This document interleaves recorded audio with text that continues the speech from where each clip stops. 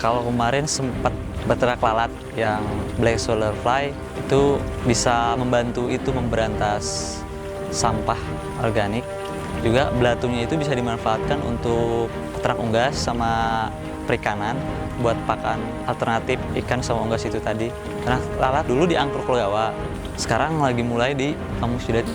Kalau saya sih pengennya melakukan pemberdayaan, terutama buat pemudanya, biar intinya lebih produktif kayak gitu.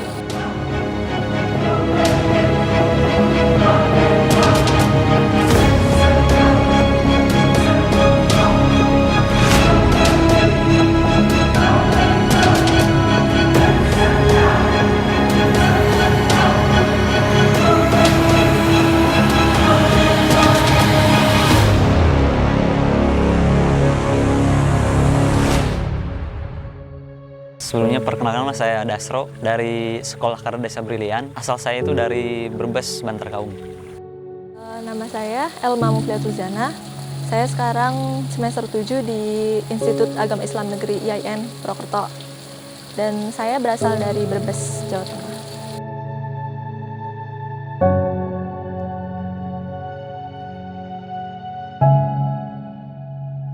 Sebenarnya latar belakang saya sekolah ke sini dulunya setelah lulus SMP, saya kebetulan keluarga saya itu kayak perekonomiannya kurang, makanya saya ditawarin sama guru SMP saya itu bahwa di Purwokerto itu ada sekolahan yang non formal, yang banyak praktek ya kan, terus tidak dipungut biaya. Nah, dulu makanya saya lulus SMP itu langsung ke sini ke Purwokerto belajar di Sekolah Kader Desa Brilian paket C, sampai akhirnya saya sekarang kuliah gitu, Mas.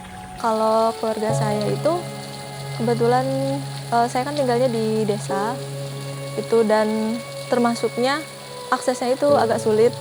Kalau pas saya sebelum masuk ke sini itu masih sulit aksesnya kalau untuk ke keluar kota. Jadi kalau misalnya mau belajar ke kota itu berasa jauh banget kayak gitu. Jadi ibaratnya untuk belajar keluar kota aja kayaknya nggak ada kepikiran ke sana kayak gitu. Terus pas saat itu saya ketemu sama salah satu temennya Kang Adib yang juga itu bukan relawan, kayak aktivis di Lembaga Masyarakat Desa Hutan di LMDH. Itu beliau menawarkan katanya ada sekolah alternatif di Purwokerto, namanya Sekolah Kader Desa Brilian Institut. Nah, di situ akhirnya saya tertarik untuk ikut ke sana.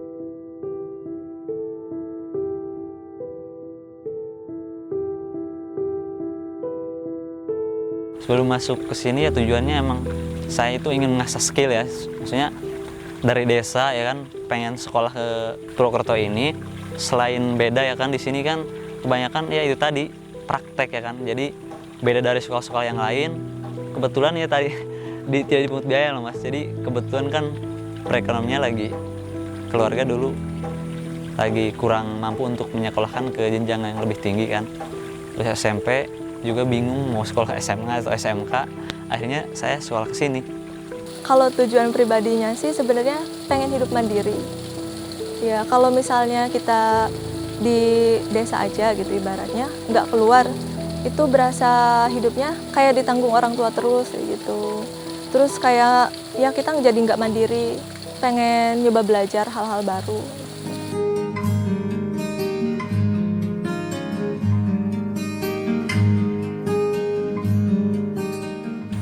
Cita-cita saya setelah lulus dari sini, tentunya setelah sarjana, saya pengen balik ke desa, ingin membangun desa, ingin jadi kader desa, Mas. Jadi kayak ingin ikut membangun di desa saya, desa hutan sana. Impian terbesarnya sih ya pasti bermanfaat buat orang lain. Kayaknya bermanfaat buat orang lain, apa yang saya lakukan jadi ibaratnya dapat manfaat juga buat orang lain. Gitu. Kalau dulu itu saya pengen jadi penulis.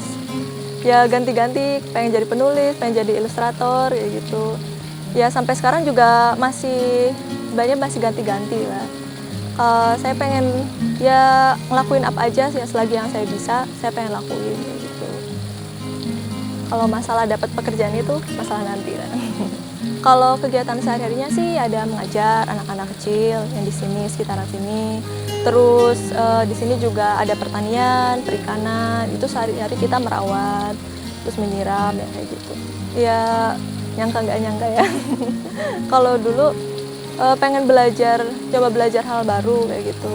Kalau yang sekolah formal kan kelihatannya kayak udah biasa kayak gitu. Terus juga saya pengen nyoba mandiri gitu, belajar keluar dari pengawasan ortu. Maksudnya dalam hal yang baik kayak gitu. Kalau didapetin mungkin yang membedakan itu pengalamannya sih ya. Kalau di sini pengalamannya, jadi ibaratnya saya sering keluar kota, terus juga kayak dapat pengalaman-pengalaman. Kayak misalnya kalau yang pas tahun kemarin, kan kalau misalnya kita belajar bahasa Inggris misalnya, itu kan kita cuma belajar ibaratnya di kelas gitu, kalau yang formal. Tapi kalau saya sendiri itu kebetulan ada turis asing pas itu, ya turis asing dari Rusia. Terus saya mendampingi di sini selama seminggu.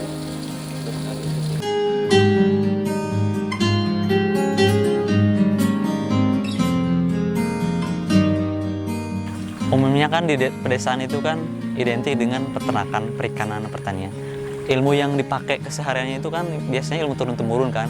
Ibaratkan praktek ya sekedar prakteknya. Di sini perannya mahasiswa itu seperti apa sih ibaratkan? Di situ ikut terjun, ikut memajukan desa sih intinya. Kayak kebanyakan kan orang lulus sarjana itu kan bekerja ke kota ya kan, nggak manfaatin potensi yang ada di desa ya. Makanya cita-cita saya setelah lulus dari sini itu ingin kembali ke desa, membangun desa gitu mas. Kalau bekal sendiri itu kayak yang pertama itu mungkin dari pola pikir sih mas ya. Jadi mindset saya yang dulunya itu pengennya bekerja, sekarang jadi kayak pengen berwirausaha ya. Selain praktek-prakteknya itu tadi kayak baru belajar pertanian, perikanan, peternakan doang sih mas. Jadi kayak belum benar-benar sempurna lah ya. Jadi makanya saya lanjut pendidikan kuliah gitu mas. Kuliah di UNU jurusan peternakan. Kalau kemarin sempat beternak lalat yang black soldier fly itu bisa membantu itu memberantas sampah organik. Juga belatunya itu bisa dimanfaatkan untuk peternak unggas sama perikanan buat pakan alternatif ikan sama unggas itu tadi. Karena lalat dulu di Angkruk Logawa, sekarang lagi mulai di Kamus Sidat, cuma kemarin belum jalan lagi. Pembelajaran di sini itu kayak nggak ada guru, kayak nggak di sekolah-sekolah yang lain loh. Ada gurunya masuk pagi pulang siang. Kalau di sini tuh belajarnya bebas siapa aja jadi guru gitu. Ya, kalau di sini kan ada standarnya sendiri, yang 33 standar itu. Salah satunya itu kayak kita harus memahami pertanian, harus memahami perikanan, yang kayak gitu-gitu. Terus dari hal-hal yang sederhana itu kita harus mulai dari misalnya berani berbicara di depan umum, terus berani memimpin diskusi, yang kayak gitu-gitu. Kan skill-skill kayak gitu yang nggak didapetin di bangku perkuliahan, kayak gitu. Dan kita harus belajar sendiri di masyarakat.